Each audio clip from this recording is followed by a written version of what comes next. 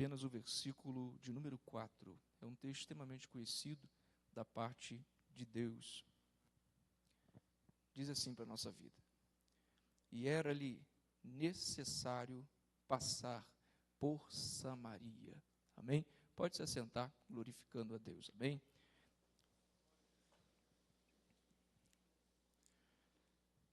Meus irmãos, o texto que nós estamos lendo nessa noite, o que nos dispomos a estar tratando com os irmãos, é um texto extremamente conhecido. Inúmeros irmãos e irmãs já ouviram palavras acerca desse texto, bem como também alguns até já pregaram acerca desse texto. Não quero me ater tão somente a esse texto, mas fazer também um panorama histórico desse momento aqui e também do que levou Jesus a estar nesse lugar. Você bem conhece e sabe que o Senhor Jesus ele veio para poder instituir ou anunciar o reino. E a Bíblia nos deixa claro que ele enfrentou inúmeras dificuldades, entre elas embaraços com os fariseus, com os legalistas da época e entre outras situações. Só que a Bíblia deixa claro no capítulo número 4, versículo número 1, se você puder ir acompanhando comigo, a Bíblia diz assim: e quando o Senhor veio a saber que os fariseus tinham ouvido que Jesus fazia e batizava mais discípulos do que João, ainda que Jesus mesmo não batizava, mas os seus discípulos, deixou a Judéia e foi outra vez para a Galiléia. E era-lhe necessário passar por Samaria. Muitos dos irmãos já devem ter atentado para o texto do encontro do Senhor Jesus com a mulher naquela fonte. Nós vamos discorrer mais à frente. Mas por que para Cristo era necessário passar naquele lugar?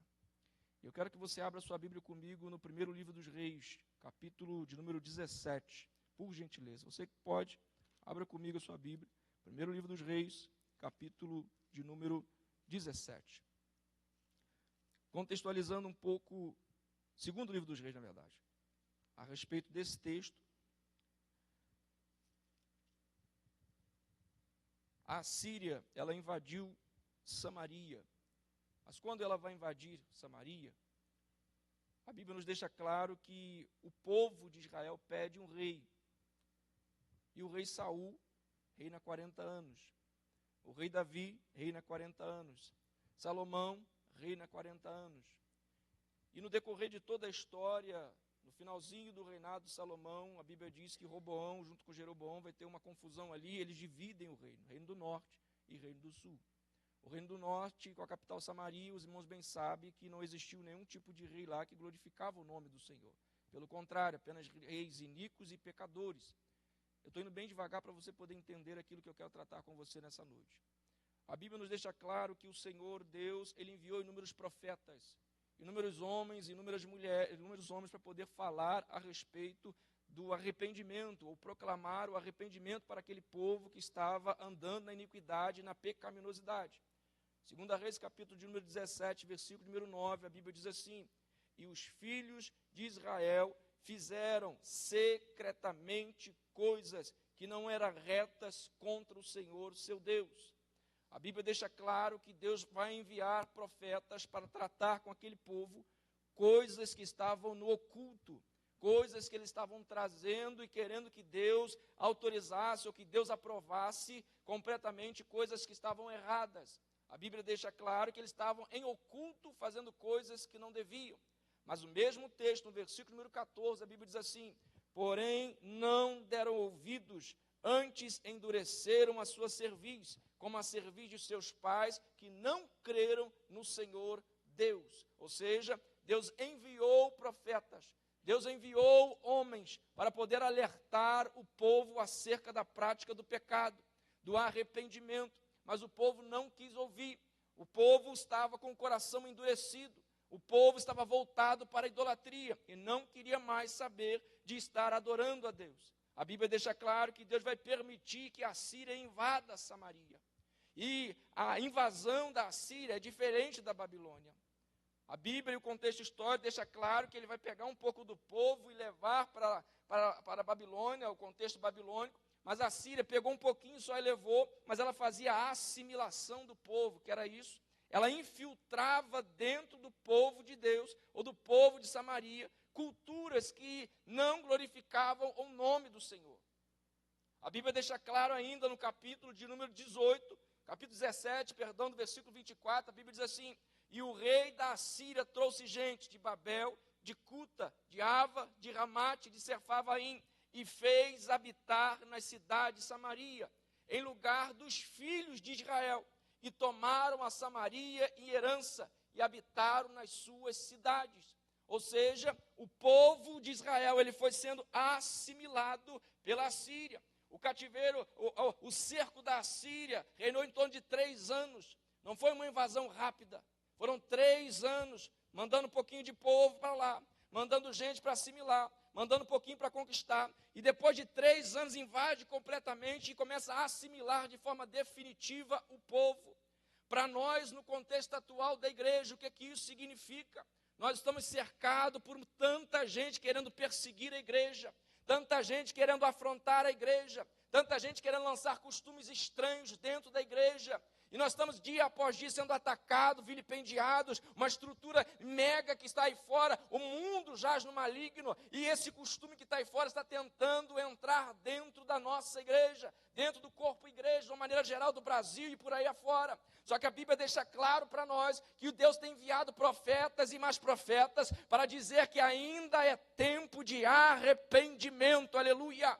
Ainda é tempo de se tornar para o Senhor, ainda é tempo de confessar o que está em oculto, ainda é tempo de falar e tratar com Deus dia após dia. Deus mandou profeta, o povo não arrependeu. Deus mandou seus emissários, o povo não quis saber. E o povo foi fazendo o que? Sendo assimilado, para não sermos assimilados pelo mundo que está aí fora, para que o pecado não venha dominar a igreja, para que não sejamos conquistados pelas coisas do mundo que está aí. A verdade de Deus, a palavra dele tem que estar em nosso coração, aleluia. A Bíblia deixa claro para nós que esse povo não quis ouvir. A Síria cercou e começou a assimilar o povo. Só que é interessante que a assimilação foi acontecendo nas vestes, no linguajar, no proceder diário, inclusive no culto. Isso que eu quero que você entenda nessa noite. A Bíblia deixa claro no versículo de número 26, diz assim, 25 do capítulo 17. Sucedeu que no princípio da sua habitação, eles não temeram ao Senhor, e mandou o Senhor entre eles leões. Leão significa prova, leão significa dificuldade. Ou seja, Deus mandou diante daquele povo adversidade, porque Deus não estava recebendo o culto que era ministrado ali naquele lugar. Deus não estava recebendo absolutamente nada do que era feito naquela geração, oh glória. Nós temos que tomar muito cuidado quando nós adentramos na casa do nosso Senhor, nosso Deus, para prestar um culto racional ao nosso Senhor. Como está o meu e o seu coração? Como que está a minha e a sua vida? No contexto de João capítulo 4, que nós vamos entrar daqui a pouco, a Bíblia diz que Deus procura quem? Os verdadeiros adoradores que o adorem em espírito e em verdade, aleluia. Você pode entrar aqui, irmão, com inúmeras dificuldades no seu dia a dia, problema no casamento, problema na família, não contar para ninguém, não contar para pastor, inúmeros problemas. Mas Deus, Ele conhece o meu deitar, o seu levantar, mesmo que você não fale para ninguém. E nessa noite Ele está na casa sondando o meu e o seu coração, aleluia. A Bíblia deixa claro para nós que o povo não ficou contente. E o que é que Deus mandou? Deus mandou leões para devorar aquele povo que era falso. Aí a Bíblia diz, versículo número 26, eles recorreram ao rei da Síria. Aí o rei da Síria, dizendo a gente que transportaste e fizeste habitar na cidade de Samaria, não sabe o costume da terra, ou o costume do Deus da terra. O povo que veio de fora, que assimilou o povo, eles já perderam a essência da verdadeira adoração. Eles perderam o costume do verdadeiro culto. Aí a Bíblia diz que, pelo que ele mandou leões entre ela e esses que matam, porquanto não sabe o culto do Deus da terra. Aí o povo se reuniu, foi ao rei da Síria e falou, olha só, não está prestando não. Os leões estão comendo todo mundo lá, porque a gente não está sabendo o culto, não está sabendo adorar. Aí a Bíblia diz, versículo de número 27, então o rei da Síria mandou dizer, levai ali um dos sacerdotes que transportaste de lá, que ele vá e habite lá, e lhes ensine a costume do Deus da terra. Aí que eu quero que você entenda. A sacerdócio de Levi, ele ficou no sul, lá em Judá. Tudo que foi transportado para o norte eram errôneos, eles não conheciam totalmente todos os trâmites do culto. Eles sabiam a retórica, o costume geral, mas não sabia tudo aquilo que estava alinhado com o culto. Eram sacerdotes piratas, que não tinham a autoridade de Deus para fazer. Por quê? Você vai ver lá na história do Êxodo, quando Moisés vai descer o monte, ele se ira porque o povo pecou, e ele chega para Levi, Levi se prontifica a matar aqueles que fizeram o que? Adoraram ao Baal, adoraram aqueles outros deuses que estavam lá. Aí a Bíblia nos ensina que Levi pega a espada, mata aquele povo ali, se posiciona. Fazendo isso, Deus deixou claro que estava autorizando aquele povo a andar com a sua presença. Aí a Bíblia deixa claro para nós, dia após dia, que nós não podemos perder a identidade. Aleluia.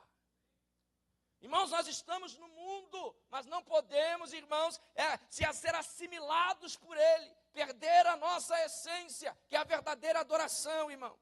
A Constituição brasileira, ela é a minha regra de proceder diário, mas do servo do Senhor Jesus, dia após dia, a Bíblia é a regra de fé do proceder diário, irmão.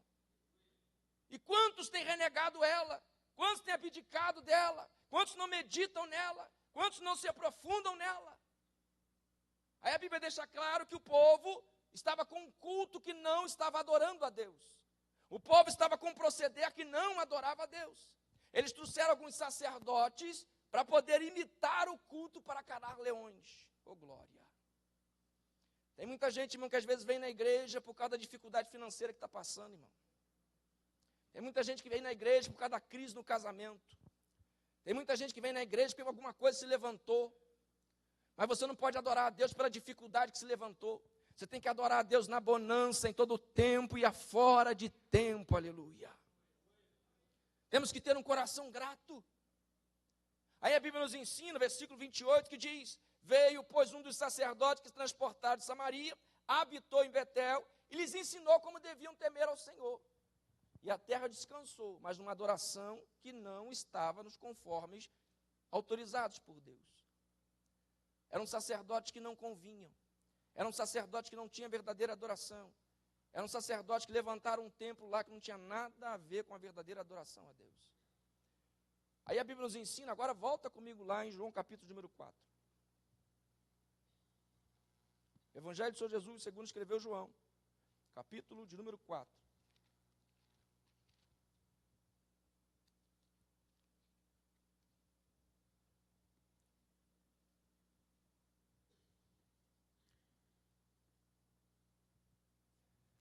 Jesus, quando se prontifica a passar por Samaria, muita gente fala, não, porque era mais perto, era mais longe, no contexto não é esse. O contexto é que Jesus tinha que corrigir algo que aquele povo estava achando que estava certo. Oh, aleluia, irmão.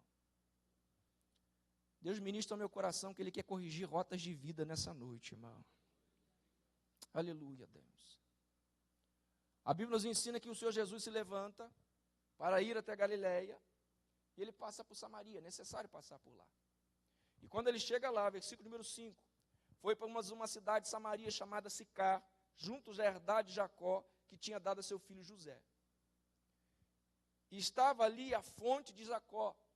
Jesus, pois, cansado do caminho, assentou-se junto da fonte, e era quase isso, a hora sexta, ou por volta do meio-dia. A Bíblia diz que o Senhor Jesus ele vai até o meio da cidade. E fica na fonte, debaixo do sol quente. E sabe o que me surpreende? Não é a mulher ir meio-dia. O que me surpreende é Jesus estar esperando debaixo do sol, ela meio-dia. Irmão. Tem muita gente que fala, não, porque era o horário que ela tinha para poder não ser afrontada. Eu fico pensando Jesus, debaixo daquele sol quente, esperando essa mulher. Já parou para analisar esse cenário? Cristo lá sentado esperando, ela vai chegar. Ela vai chegar. E eu fico imaginando o cenário de você, às vezes, na correria do dia a dia, e Jesus aqui falando assim, ele vai chegar, oh glória. Ele vai vir adorar, aleluia. Ele vai vir nessa noite, oh Deus. Aí a Bíblia nos ensina que o Senhor Jesus estava lá no meio, naquele poço lá, esperando ela. E quando ela chega, versículo número 7, veio a mulher de Samaria tirar água. Ela veio e disse-lhe Jesus, dá-me de beber. O que é mais interessante é que ela passa, não dá bom dia, boa tarde, boa noite, não fala nada. Ela chega, vai pegar água. Jesus fala com ela. Quantas vezes na nossa vida, na minha e na sua, é assim, irmão. Nós chegamos aqui tão moído, que não conseguimos nem dobrar nosso joelho para orar. Oh, aleluia. E Jesus está encostadinho na fonte, falando assim, eu vou te pegar de jeito, oh, glória. Daqui a pouco eu falo contigo. Aí Jesus fala com ela, dá-me de beber. Aí ela olha para Jesus, olha o que ela vai dizer. Porque os seus discípulos, a justificativa que tinha ido à cidade comprar comida, versículo de número 9, disse-lhe, pois, a mulher samaritana, como sendo tu judeu, me pede de beber a mim, que sou mulher samaritana, porque os judeus não se comunicam com os samaritanos. Aí você depois estuda lá o livro de Neemias, estuda lá o livro de Êxodo, que você vai ver toda a reconstrução, essa situação do samaritano querendo ajudar, você estuda isso depois em casa. Mas tem a ver com o contexto da mistura, lá de trás que nós aprendemos de 1 Reis. Só que a Bíblia aqui está dizendo um contexto que era da época de Cristo. O samaritano não se misturava com o judeu e vice-versa. Era um nojo um para com o outro. Só que Jesus é diferente, irmão. O mundo atual, ou alguma pessoa que seja da igreja, do seu convívio, do seu trabalho, pode muitas vezes se tratar de forma indiferente por uma situação que você está vivendo. Indiferente por, às vezes, uma situação de saúde. Indiferença por alguma situação do seu próprio trabalho, do seu proceder diário. Mas Jesus não trata ninguém com indiferença. Ele te trata com amor. E Ele tem palavra de Deus para você nessa noite. Aleluia. A Bíblia deixa claro que Jesus vai dizer para ela, respondeu-lhe, se tu conheceras o dom de Deus, e o que é que te diz, dá-me de beber, tu lhe pedirias, a ele te daria água viva. Eita glória, irmão. Aí você pensa, mas Jesus está justificando isso por causa de quê? Profeticamente, irmão. Abra a sua Bíblia comigo, em Isaías capítulo número 12. Olha o que a Bíblia diz no livro do profeta Isaías, capítulo de número 12.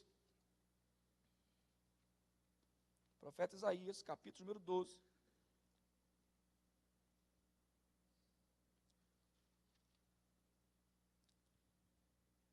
Versículo 1, 2 e 3, para ficar mais fácil. E dirás, naquele dias, graças te dou ao Senhor, porque ainda que te iraste contra mim, a tua ira se retirou e tu me consolaste. Eis que Deus é a minha salvação, eu confiarei e não temerei, porque o Senhor Jeová é a minha força. Você pode dar um glória a Deus por essa palavra, amém, irmãos? E ele complementa o versículo 3, e vós com alegria tirareis águas das fontes da salvação. Eita glória! Olha o que Deus tem para mim e para você, irmão, quando nós verdadeiramente reconhecemos Ele como o suficiente Salvador da nossa vida. Olha a apresentação que Cristo está fazendo para ela. E olha o que a Bíblia diz ainda, em Jeremias, capítulo de número 2. Abra sua Bíblia em Jeremias, capítulo número 2. Versículo de número 13, a Bíblia diz assim, porque o meu povo fez duas maldades, a mim me deixaram, quem deixou? O manancial de águas vivas, e cavaram cisternas rotas, que não retêm as águas. Eita Jesus, irmão. Quantas pessoas, irmãos, muitas vezes, irmãos, buscando água de Deus em cisterna rota por aí, irmão. Rota fala de furada, mas o pior de tudo, irmão, água parada dá dengue. Água parada dá todo tipo de podridão. Água parada dá coisa que não convém. Tem muita gente procurando de tudo por aí para ver se encontra Cristo, mas se esquecendo de fazer o quê? Entra no teu quarto. Fala ao teu Deus em secreto. O teu Deus que vem em secreto te recompensará, irmão, aleluia. Quantas vezes nos esquecemos de buscar a Deus, irmão, no nosso secreto, no profundo. Buscamos de tudo, alternativas das maiores que tem. Quando o irmão deve se fechar a porta do seu quarto. Fala com ele, irmão. E ele vai falar contigo. Irmãos, oração nunca pode ser um monólogo. Quantas vezes eu me pego no meu dia a dia, sentado, às vezes pensando no nada. Minha esposa está lá, ó, ela sabe a caixinha do nada, ela fica revoltada com a caixinha do nada. Ela olha para minha cara, eu estou olhando para você para onde? Ela fala, está prestando atenção em mim? Mas nessa caixinha do nada, muitas vezes eu estou esperando eu responder alguma coisa. Porque não adianta você falar, e na hora que Deus vai responder, você sai correndo, irmão. Vem para a igreja, ora, Senhor, toma conta, vai embora. Não espera nem Deus falar contigo. Que a sua oração dure 1 minuto e que você espere 2 horas para Deus falar contigo. Mas você espere. Espere, irmão. Quando você vai numa audiência no fórum, ela demora 2 horas de atraso, você fica lá sentado esperando. Quando está na fila do banco, você não reclama porque está esperando. Quando a Bíblia diz, esperei com paciência no Senhor, o original ele significa esperar esperando. O que significa isso? Só Jesus pode resolver o seu problema. É igual você chega no gerente do banco, lá no que você vai fazer, só ele pode destravar a sua senha, não tem mais ninguém. Vai adiantar você ir no caixa, ela vai falar o quê? Vai no gerente. Se ele tiver um monte de pessoas na frente, você vai ter que esperar, porque só ele pode resolver. Na minha e na sua vida, da mesma forma, quem resolve as nossas causas é Jesus Cristo, aleluia. Aí Jesus vai dizer ainda mais para ela. Zacarias, olha o que a Bíblia diz, livro do profeta Zacarias. Capítulo de número 13, verso de número 1, a Bíblia diz assim: naquele dia haverá uma fonte aberta para a casa de Davi e para os habitantes de Jerusalém contra o pecado e contra a impureza. Eita glória! Jesus, irmão, nessa simples frase que ele está dizendo aqui, se tu soubesse quem está te pedindo, eita Jesus, alanderébia. Que ele está dizendo para ela, você não conhece as profecias que me anunciam, oh, aleluia. Irmãos, coisa boa é quando você tem intimidade com a palavra de Deus, irmão. Coisa boa é quando você conhece o que Jesus prometeu para mim e para você, irmão. Qualquer balela lançada do inferno aí não afeta a minha casa, não afeta a sua vida, não afeta a sua família, porque nós estamos aliançados com Jesus Cristo, aleluia. Aí a Bíblia diz, continuando, versículo 11, disse-lhe a mulher, Senhor, tu não tem com que atirar, e o poço é fundo, onde, pois, tem água viva? Ela ainda está no natural. Você crê que Deus quer te levar no sobrenatural nessa noite? Amém, irmão? Ela ainda está olhando com os olhos da carne. Eu não estou vendo, cadê o baldinho, cadê um negócio para poder pegar água? Aí a Bíblia diz, versículo de número 12, és tu maior do que Jacó, nosso pai, que nos deu o poço, bebendo ele próprio dele, os seus filhos, o seu gado? Jesus respondeu e disse, qualquer que beber dessa água, tornará a ter sede. Aí eu quero abrir um paralelo para a minha vida e para a sua vida.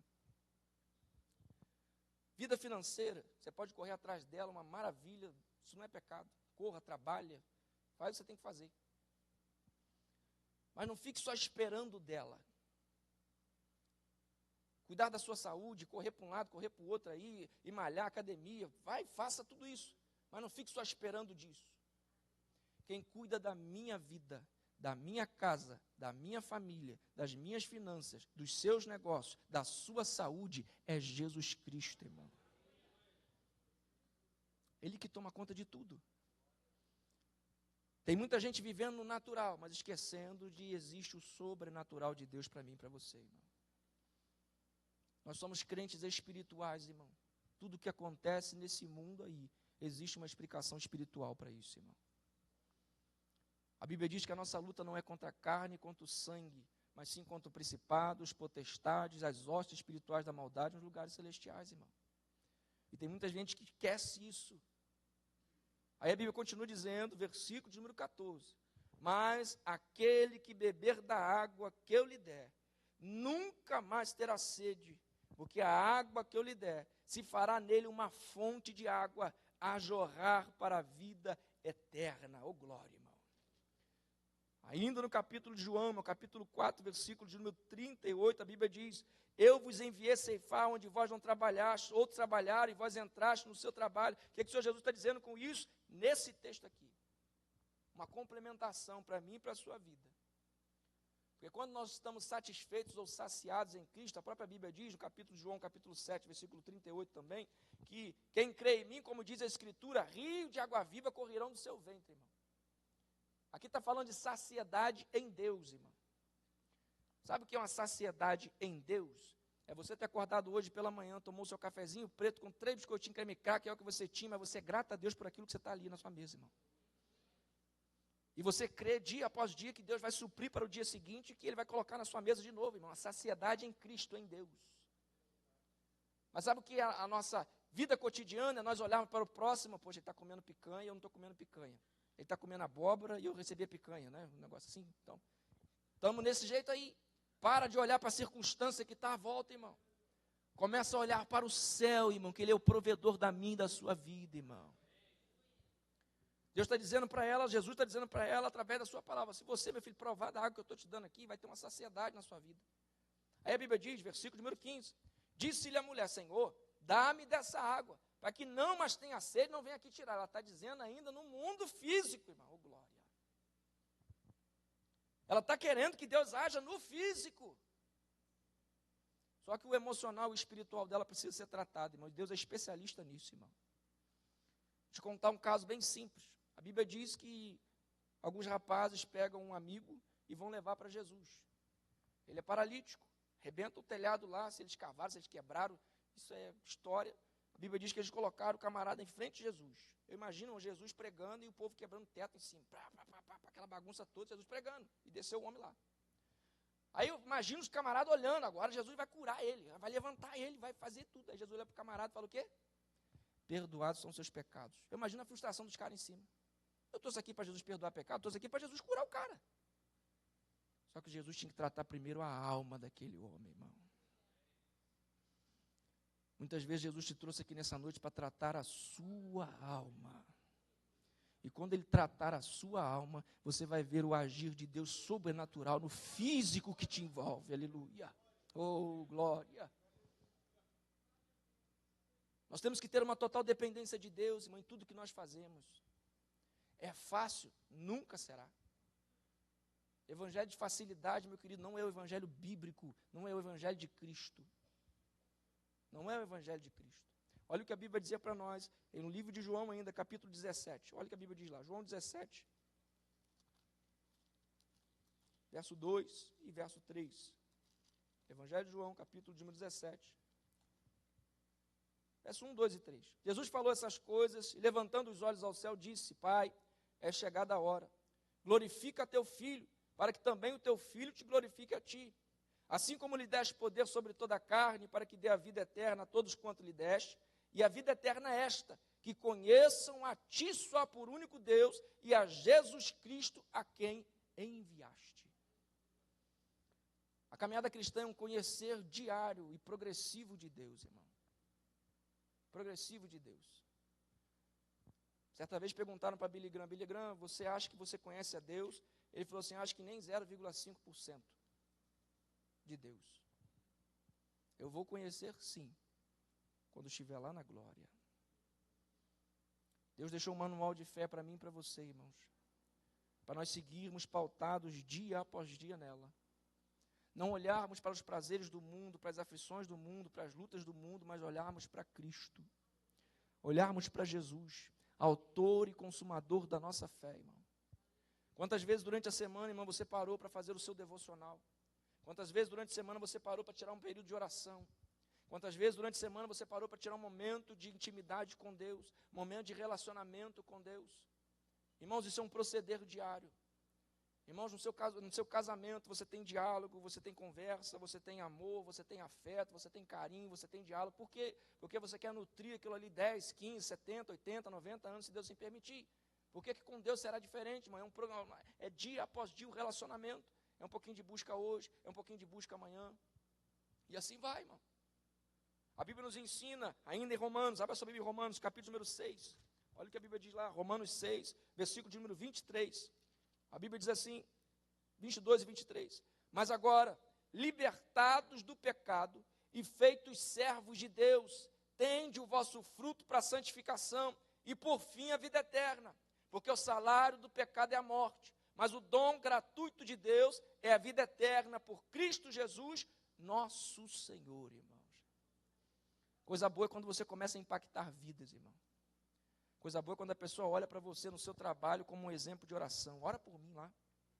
Levanta um clamor pela minha vida. Intercede por mim aí. Eu sei que você é crente.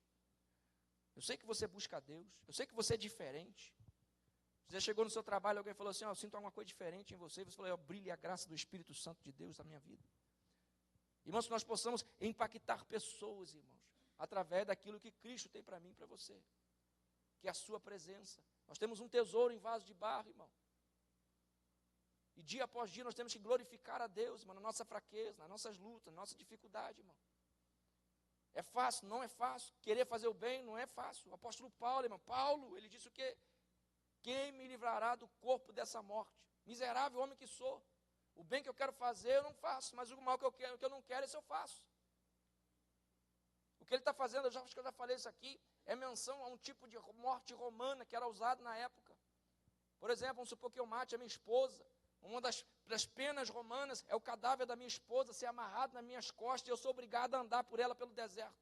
Quando a putrefação do corpo dela acontecer, os bichos que estão comendo ela começam a comer a minha carne. E eu morro ali junto com ela, sendo devorado. O apóstolo Paulo faz essa analogia para com o pecado. Esse corpo que está aí, meu querido, só pode ser liberto da minha e da sua vida pelo Espírito Santo de Deus, irmão. Porque senão nós somos comidos. É o pecado, é a lascívia, é a dificuldade, é a glutonaria, todo tipo de aflição do mundo, querendo, irmão, nos devorar, nos engolir. Mas o bálsamo do Espírito Santo está sobre a mim e sobre a sua vida, irmão. E nós somos separados disso que está aí. Olha o que a Bíblia diz em 1 João, capítulo 5, primeira epístola de João, capítulo 5, versículo 19 em diante, diz assim: sabemos que somos de Deus e que todo mundo está no maligno. Por isso que não pode ter a ver mistura. Por isso que culto misturado não procede de Deus, irmão. Por isso que as coisas que estão aí acontecendo no Brasil, no meio da igreja, um círculo religioso, como nosso pastor Marcelo sempre fala, as afrontas que a igreja está fazendo vai ser usada contra ela. Não podemos ter misturar nesse período, olha o que a Bíblia diz, e sabemos que já o Filho de Deus é vindo, e nos deu entendimento para conhecermos o que é verdadeiro, e no que é verdadeiro estamos, isto é, em seu Filho Jesus Cristo. Este é o verdadeiro Deus e a vida eterna, aleluia. Quem trabalha em comércio aqui, quando você começar a trabalhar, se você está trabalhando no comércio, no caixa, alguém vai te ensinar você a reconhecer uma nota falsa. Tem gente que tem facilidade, tem canetinha, bota conta luz, faz não sei o quê, um monte de situação. Mas aquele que conhece uma verdadeira nota, uma nota de 50 reais verdadeira, quando ele pega uma falsa, ele já sabe que é falsa, irmão. Ele não precisa olhar contra a luz, não precisa fazer nada, porque só no tato ele sabe que é falso. Na minha e na sua vida, o contato com a palavra verdadeira é o glória. Quando levantarem qualquer tipo de balela do inferno por aí, você sabe que não procede, porque você conhece a verdadeira palavra de Deus, irmão. Tem gente perguntando um monte, mas pastor, na congregação, eu vi isso, procede? Eu falei, você está lendo a Bíblia, irmão? Não, eu vi um podcast. Eu falei, podcast, irmão? E lança um monte de pergunta para a gente, irmão. É isso, eu acho que é assim, eu acho que é assado. Eu falei, você está lendo a Bíblia? Não, o pastor fulano de tal falou. O influência, não sei das contas, falou. Eu falei, o que o Espírito Santo falou com você quando você leu a Bíblia? Pastor, não tenho lido não. Meu filho, então está na hora de começar a ler. Para de ser influenciado, irmão, por rios, por TikTok, por não sei o que está aí, meu querido, e começa a ser influenciado pelo Espírito Santo de Deus, irmão. Olha o que a Bíblia diz para nós ainda. Jesus vai dizer, versículo 16, disse-lhe Jesus, vai, chama o teu marido e vem cá. Jesus, ele tem diálogo, mas ele tem confronto para mim e para você, irmão. Aí diz no versículo 17, a mulher respondeu, não tenho marido. Disse-lhe Jesus, não tenho marido, porque tiveste 5 maridos, que agora tem não é teu. Isso disseste com verdade. Disse-lhe a mulher, Senhor, vejo que és profeta. Ela anuncia que ele é profeta, ela recebeu da palavra de Deus, ele é um profeta. Só que ela muda o contexto. Muitas vezes, irmão, quando acontece um confronto dentro da sua casa, da sua família, você quer mudar o contexto. Você quebrou o prato, não fui eu não, foi fulano. Você deixou a toalha molhada em cima da cama, às vezes você nem tem filho em casa, não foi o cachorro. Inventa alguma coisa. Você muda o contexto. Ela mudou de conversa, trocou de assunto. Tu é profeta, aí pronto, cortou ali, foi para outra coisa. Nossos pais adoraram nesse monte. Que pais que ela está fazendo referência? 2 Reis 17. Nossos pais adoraram nesse monte aqui. E vós dizeis que em Jerusalém é o lugar de se adorar. E olha o que Jesus vai dizer. Disse-lhe Jesus, mulher, crê-me que a hora vem, e que neste monte, nem em Jerusalém adorareis o Pai. Vós adorareis o que não sabeis. Nós adoramos o que sabemos, porque a salvação vem dos judeus. Jesus fala para ela assim, olha só. É necessário eu passar por aqui, para no seu coração, eu tratar esse engano que os seus pais praticaram aí, ó. Oh, glória. Eu vim aqui, porque lá atrás, tinha os sacerdotes falsos, que falavam que era assim que era assado, mas chegou o sacerdote segundo a ordem de Melquisedeque, aleluia. E pisou naquela terra ali, ele veio para trazer diferença. Quando Jesus verdadeiramente pisar no meu e no seu coração, irmão, nós seremos terra fértil nesse mundo aí, irmão. E não tem nada a ver com aceitar, mas já aceitei Jesus, é mesmo o posicionamento, irmão, e cristão mesmo. Mudança de vida, metanoia, transformação, cadê? Está acontecendo? Porque, irmãos, aceitar a Cristo ou viver uma vida para Cristo é muito diferente de simplesmente levantar a mão e aceitar Jesus, irmão. É um viver diariamente para Deus. Mortificar a sua carne e elevar o seu espírito. Aí a Bíblia diz que Jesus vai dizer para ela, mas a hora vem, e agora é, em que os verdadeiros adoradores adorarão o Pai, em espírito e em verdade. Porque o Pai procura atrás que assim, irmãos, Deus não procura o pastor, procura o diácono, procura o presbítero, procura o músico, procura não. A única coisa que Deus procura é o verdadeiro adorador, irmão. Verdadeiro adorador, irmão. Uma retidão de comportamento para com Deus, irmão. Temor e tremor diante da presença dele, de Deus. Às vezes viemos aqui, cantamos os louvores que já estão decorados. Eu já sei o que ele vai pregar, já sei a saudação, já sei isso, já sabemos os costumes, já sabemos a ordenança, o organograma do culto. Mas e a verdadeira entrega da oferta para Deus, irmão? E não tem nada a ver com dinheiro, não, irmão. Um coração contrito e quebrantado não desprezará o Senhor, irmão. Como que você entrou aqui nessa noite, irmão? A Bíblia diz que o Senhor Jesus a confronta. E você vai ver a única menção que Cristo vai fazer aqui. Versículo 25, a mulher disse, eu sei que o Messias, que se chama o Cristo, vem. Quando ele vier, nos anunciará tudo. Você vai ver a única menção que Cristo vai dizer, sou eu, o Cristo, que falo contigo. Todas as outras menções na Bíblia, Jesus se esquiva de alguma forma. Mas aqui ele fala diretamente para ela. E quando Jesus fala diretamente para ela, os discípulos aparecem. E quando os discípulos aparecem, a mulher não quer nem saber de cântaro, de água, não quer saber de mais nada, irmão. A Bíblia diz, versículo número 28, deixou, pois, a mulher o seu cântaro e foi à cidade e disse àqueles homens. Que homens, irmão? De quem que ela estava fugindo quando ela foi lá meio-dia pegar água? Oh, aleluia, irmão. Amanderé, eu sou minaracandarácia. Coisa boa, irmão, quando é você confrontado por Cristo e você para de correr dos pecados que trazem dor para a sua alma. É o tempo de nós chegarmos lá e tratarmos com aquilo que realmente precisa ser tratado, irmão. Parar de correr, parar de fugir. Ela largou cântaro e saiu correndo e foi contar com os homens. Quem eram os homens? Os que estavam acusando ela. Tu é pecadora, tu é isso, tu é aquilo outro. É aqui apontava o erro, apertava o pecado. E ela vai dizer, ela só vide e ver de um homem que me disse tudo quanto tenho feito. Porque, porventura, não é esse o Cristo? Aí você para assim, mas que novidade que Jesus contou para ela. Todo mundo já sabia que ela era pecadora, todo mundo já sabia que ela tinha 5 maridos, e que tinha agora não era dela. Por isso que ela foi para pegar meio-dia. Que novidade que Jesus trouxe? A novidade que Jesus trouxe é que ele não estava no contexto dela. Não estava no organograma daquela cidade, daquela cidadela. Aparece lá e a confrontar. Sabe o que significa para mim e para você, irmão? Tem muita gente que aponta o seu pecado de longe. Olha lá vai o fofoqueiro. Lá vai aquele que precisa consertar o negócio. E lá vai o crente isso, lá vai o crente aquilo. Mas não tem coragem de confronto. Jesus é diferente, irmão. Jesus trata comigo e contigo olho no olho. E detalhe, a Bíblia diz que os olhos dele são como chama de fogo. Não adianta você desviar o olhar para lá e para cá, ele conhece um raio-x da sua alma. Você pode pintar um quadro bonitinho, irmão. Irmãos, um tempo atrás eu recebi uns vídeos, irmãos, de uma menina que cometeu suicídio lá nos Estados Unidos, irmão. Irmãos, ela fez festa de aniversário, ela estava sorrindo, estava brincando, aquele monte de coisa, mas o coração dela estava extremamente amargurado. Ela cometeu suicídio se jogando de uma ponte, a menina linda. Cantava no coral da igreja. Todas as fotos dela alegre, todas as fotos dela cantando, todas as fotos dela rindo. E por que ela pulou da ponte, irmão? Só Deus conhece o meu e o seu coração, irmão. Se tem alguma coisa nessa noite te afligindo, não é psicólogo, não é psiquiatra, não é fulano de tal, não é nada disso aí que vai resolver, não. Quem resolve para mim é Cristo. Não deve ir no médico? Deve ir no médico, com certeza vai no médico. Mas o diagnóstico do médico, eu tenho 22 diagnósticos do médico daquela criança que está no colo da minha esposa lá. 22 exames.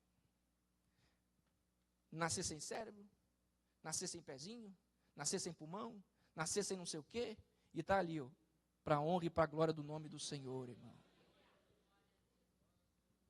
A minha confiança está em Cristo, irmão. Quando nós entendermos, irmãos, como é andar com Deus, como é viver uma vida de intimidade com Deus, você vai ver o que Deus faz na minha e na sua vida, irmão. A Bíblia diz que ela corre para a cidade, confronta o povo, vem cá ver, porque o homem é diferente, e ele me confrontou, e eu estou sentindo uma paz, ela corre, e o povo vem. Aí, versículo de número 35, a Bíblia diz, 36. E o que ceifa recebe galardão, e ajunta fruto para a vida eterna, para que assim o que semeia, como o que ceifa, ambos se regozijem. Porque nisso é verdadeiro o ditado, um é o que semeia e o outro é o que ceifa. Deus pode te usar no seu trabalho para você só lançar uma palavra. E pode vir alguém depois e realmente tratar naquela alma de uma forma totalmente diferente, mas o nome do Senhor foi glorificado. E como é que você vai saber isso lá naquele dia na glória? Com Jesus mostrar no telão, assim, olha só o que você fez. Ih, rapaz, nem lembrava disso. Mas a sua palavra fez a diferença naquela vida lá. Oh, glória. Irmãos, aquilo que nós fazemos no oculto será trago à tona naquele dia, irmão. Então glorifique o nome do Senhor onde você estiver. Viva o verdadeiro evangelho aonde você estiver. Seja posicionado para o reino aonde você estiver. A Bíblia diz que Jesus continua. Eu vos enviei ceifar onde vós não trabalhaste. Outros trabalharam e vós entraste no seu trabalho. E muitos samaritanos daquela cidade creram nele pela palavra da mulher, que testificou, disse-me tudo quanto tem feito. E aqui eu quero abrir um paralelo, lá em Atos dos Apóstolos, capítulo número 28. Atos dos Apóstolos, capítulo número 27 e 28. Atos dos Apóstolos, capítulo número 27, a Bíblia diz que o apóstolo Paulo era necessário que ele fosse para Roma. Depois você acompanha lá.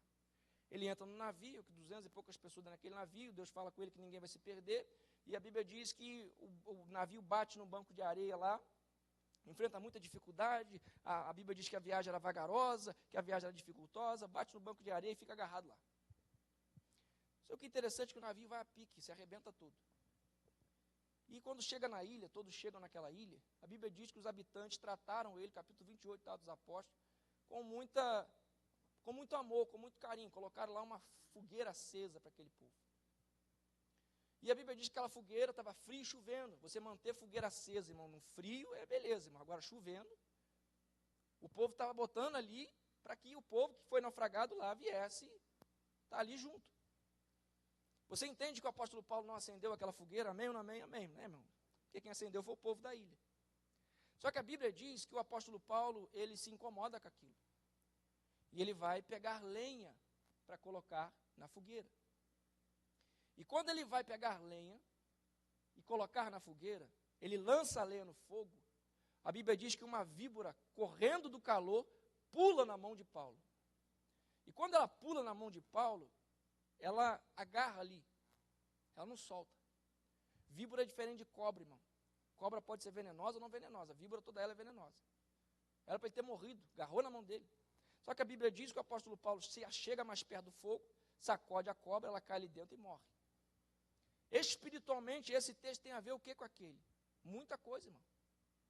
Um fogo do Espírito Santo foi colocado dentro dessa igreja, alimentado anos e anos aí pelo pastor Zé Antônio, Manuel Otávio, pastor João Miranda, pastor Marcelo, e por aí vai, irmão. Cabe a nós que estamos vindo por aí, irmãos, nós não acendemos a chama, nós não botamos o fogo aqui, mas o fogo já está aqui. Mas nós temos que trazer a lenha dia após dia, para que esse altar continue aceso, irmão, aleluia. E sabe qual é a dificuldade, irmão, de você ir buscar a lenha? Quando você pega a lenha e joga no fogo, irmão, a víbora te ataca. Eita glória. É assim, irmão, na vida daquele que faz alguma coisa na obra de Deus, irmão. Você está quieto no seu canto e ninguém mexe contigo. Você levanta para fazer alguma coisa, a prova se levanta. Envia uns camaradas, sei lá, dos infernos, da onde, para fazer um monte de coisa. É luta, é fofoca, é intriga, disse-me disse, contenda. Ninguém está fazendo nada, mas quando você pega a lenha para lançar, meu Deus. Mas a Bíblia diz que a lenha tem que ser lançada. Por quê? O fogo arderá continuamente sobre o altar, irmão, aleluia. A minha função e a sua função é trazer lenha para o culto, irmão. Sabe qual é a lenha para o culto? Glória a Deus. Aleluia. Meu Deus. Ministrar verdadeiramente para o Senhor, irmão. Ah, mas o meu coração está adorando, que maravilha, irmão, porque a Bíblia diz que o Espírito de Deus, ele sonda aí, irmão, o seu coração, irmão. Você pode ser quietinho no seu canto aí, irmão. Não um camarada espalhafatoso igual eu, mas pode ser quietinho aí, dando glória a Deus aí, tranquilinho, e está cheio de Deus, irmão. Fazer a diferença nessa geração, porque você trouxe lenha para o culto, irmão. Mas tem gente que sabe o que traz para o culto? Fofoca, intriga, um monte de amargura no coração. Meu Deus, que culto chato. Isso, aquilo outro. Tocaram errado. Cantaram isso. Meu Deus, problema de amanhã. Problema de amanhã, irmão. A Bíblia diz que basta cada dia o seu mal. Você pode pegar o carro ali na frente, ali bater, morrer, e como é que fica? Tem gente aí tendo AVC com 30 e poucos anos, irmão. Tem gente morrendo do nada. Você preocupado com o dia de amanhã? Que não é dia de amanhã, irmão. Se preocupa com agora. E se a valela do inferno está se preparando para Jesus voltar, você tem que estar pronto agora, irmão. Jesus pode voltar para mim e para você agora. Quem sabe não pode ser esse momento, o microfone cai, a gente sobe. Ou a igreja sobe, eu fico. Vai saber, irmão. E aí? É agora que temos que estar pronto, irmão. Não é amanhã, não é depois, não. A Bíblia diz que Deus confronta, olha só, vocês vão ceifar onde vocês não trabalharam. E outros trabalharam. E vós entraste no trabalho. Ou seja, tem gente que está trabalhando aí. A nossa função é entrar e continuar alimentando, irmão. Não tem ninguém fazendo nada.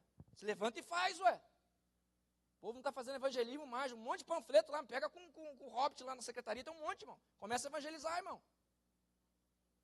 Microfone, irmão, instrumento de retórica.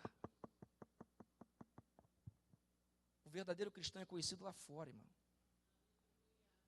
É o seu vizinho que tem visto você, é o seu trabalho, o seu comportamento, é lá na faculdade o que você tem feito de diferença lá. É o seu proceder diário.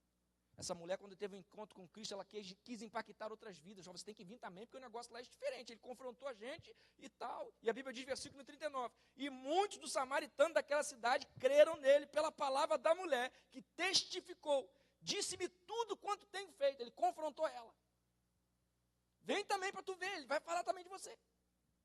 Coisa boa, irmão, quando Jesus faz na minha vida, as pessoas veem através da minha vida que ele fez e acreditam no Cristo que você serve, irmão, porque Jesus está fazendo na minha e na sua vida, irmão. A Bíblia diz que, versículo 41, e muitos mais creram nele, por causa da sua palavra.